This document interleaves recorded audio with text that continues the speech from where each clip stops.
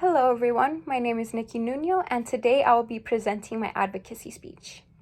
In an article from Statista Infographics written on March 23, 2021, data journalist Katharina Buchholz stated, "The horrific shooting at a Colorado supermarket, which left 10 dead on Monday, March 22nd, is the second major lone shooter incident in the U.S. in short succession after 8 were killed at a rampage at several Atlanta massage parlors just last week.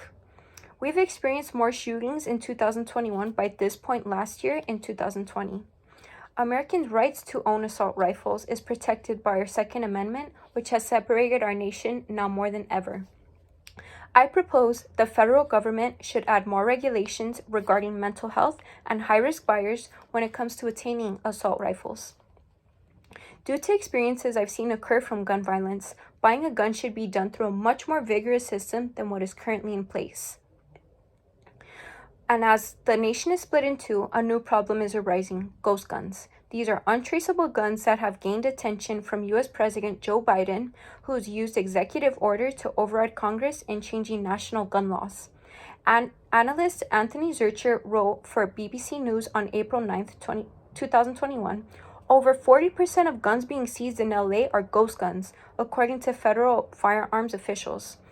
If we don't regulate availability in the weaponry market, ghost guns will be the start of a lawless industry, making mass shootings more common and fatal to all involved.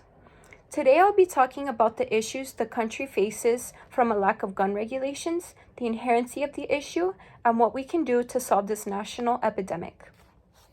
Congress has avoided passing more gun regulations as many citizens believe this will infringe on their constitutional rights to gun ownership. According to the Guide of Mass Shootings in America, accessed April 2021, since 1982 there have been at least 122 public mass shootings across the country. They are occurring more often. An analysis of this database by researchers at Harvard University determined that mass shootings have tripled in frequency in recent years. The disturbing part of these stats is that majority of these mass shootings were carried out by legally purchased firearms. Creating a more vigorous system for gaining firearms can minimize attacks that could be avoided when an unfit candidate tries to buy a gun. In an article from the New York Post by Lee Brown published on April 6, 2021, he displays one of the more recent tragedies caused by easy access to firearms. Brown describes a murder-suicide pact made by two brothers who ended up killing both of their parents, their sister, and their grandmother. One brother wrote a 12-page suicide note emphasizing that U.S. gun laws were a joke. The article included, "All my brother had to do was go to the gun shop, say something about wanting a gun for home defense, sign some forms, and that was it. There was a question asking if he had any mental illness, but get this, he lied."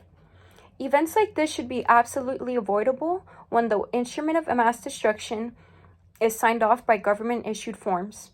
With easily passable tests, we are investing complete trust into customers with fully capable weapons. If we do not change gun laws, these instances will keep happening. Now that I have talked about the problem, next I'll talk about the inherency of it. The largest opposition to gun regulations is an attitudinal inherency deriving from low bipartisan support in Congress. Gun laws are stagnant as Congress and the Senate are unable to agree on the extent to which background checks should follow. In an article for CNN by Zachary B. Wolf published on March 23, 2021, he described a bill that will broaden background checks to all firearm sales in the U.S. among private parties, gun shows, or online sales. He states, "This has bipartisan support, but it needs supermajority in the Senate. This bipartisan support shows both parties agree on the importance of background checks when it comes to gun transactions, but highlights the Senate's opposition towards furthering the bill." Similar to this, President Biden is hitting multiple walls when it comes to his current goal on banning assault-style weapons and high-capacity magazines. Rebecca Shabbat wrote for NBC News on March 23, 2021, showing the opposition of Republicans on more strict gun laws. She stated, Senator Ted Cruz criticized Democrats for pushing the same legislation every time a mass shooting occurs, arguing the measures would do nothing to stop them. With Democrats urging for change and Republicans opposing any new laws regarding firearms, Biden's tackling an uphill battle with the executive order as his strongest support system. To ensure its passing, we can follow a measure that has gained popularity with lawmakers in recent years. Sean Gregory and Tom Wilson wrote for The Times on March 22nd displaying gun violence restraining orders. The steps allow family members or law enforcement to petition a court to temporarily bar an at-risk person from buying firearms. Police may also be permitted to confiscate their guns. This is a win-win solution as the weapon can be taken away from the potentially dangerous owner while still being able to carry arms later on when they have more mental clarity.